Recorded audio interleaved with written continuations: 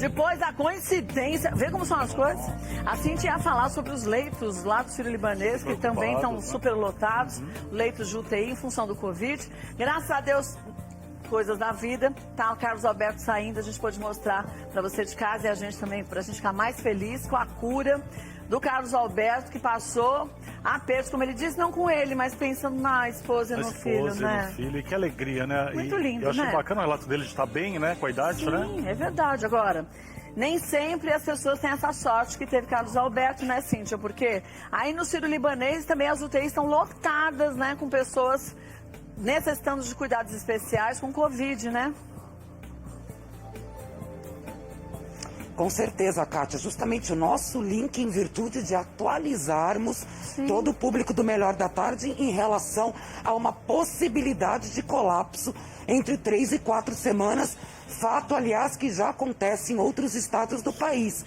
Na verdade, Kátia, o último levantamento e muito recente de 80 hospitais privados aqui de São Paulo é que pelo menos metade deles já está, assim, com os leitos praticamente lotados, de 91% a 100%, que é o caso também do Sírio-Libanês, inclusive com fila de espera.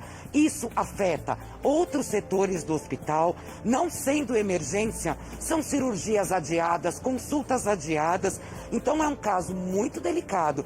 E segundo esse último levantamento, caso a situação não mude nem melhore, dentro de 3 ou 4 semanas, infelizmente, o estado de São Paulo também pode entrar em colapso em relação às redes particulares de hospitais.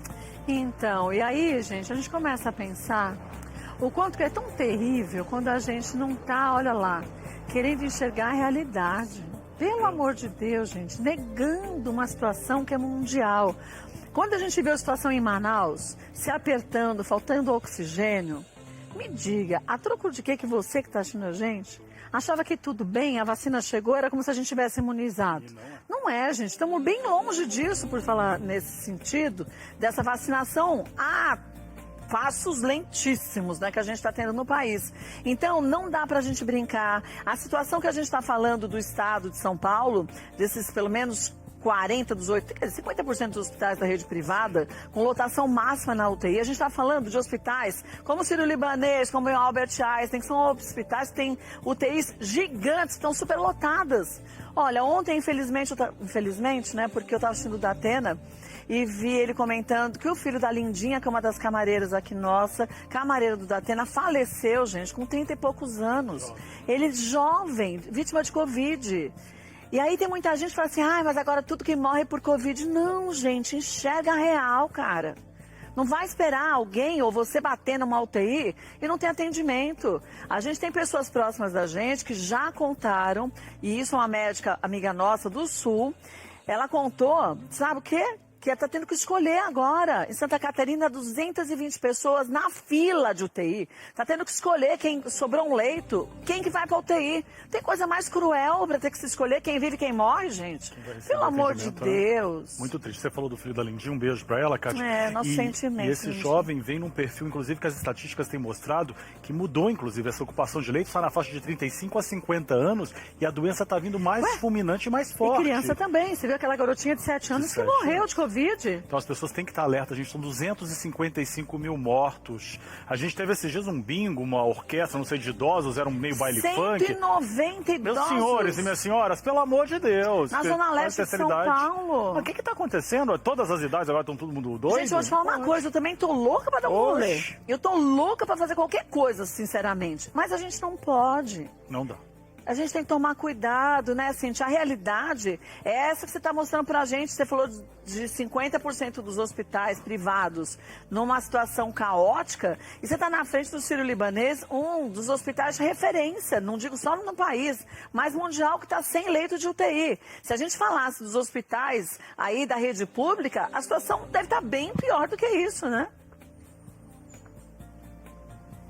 Com certeza, Kátia. Se a gente for estender a nossa informação ao Brasil todo, pelo menos de 14 a 16 estados do Brasil, fora o Distrito Federal, já estão com 80% da sua capacidade ocupada. Então a gente está falando de São Paulo, a gente está falando de redes privadas, de hospitais de referência, está falando da rede pública, está nos nossos olhos, já bateu na nossa porta a realidade. E dentro de poucas semanas, infelizmente, a situação pode ficar muito pior. Você sabe que eu conversei sábado na Rádio Bandeirantes com o Luiz, um microbiologista, e ele disse que em 15 dias a gente ia ter uma situação caótica. Porque a gente está falando de 3, 4 semanas se baseando num ritmo que a gente estava há um mês e pouco atrás, né? Só que o ritmo agora está desenfreado. O número de pessoas que são, vocês viram ontem nos telejornais, que são contaminadas ao dia é gigante.